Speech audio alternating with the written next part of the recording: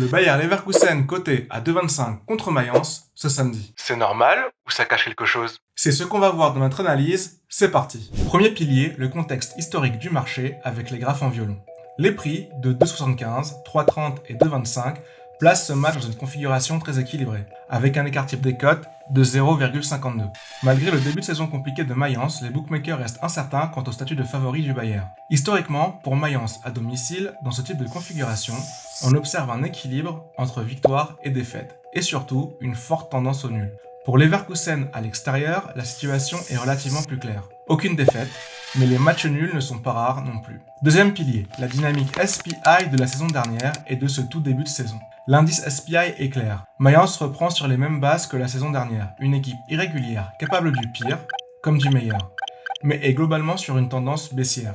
Quant à Leverkusen, on observe plus de stabilité avec une dynamique récente positive, même s'ils se sont déjà fait surprendre par le passé.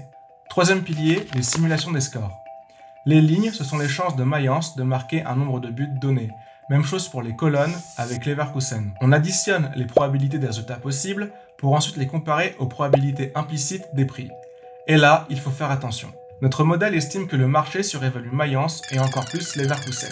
Il leur accorde respectivement 7 et 9 points de moins que les prix du marché.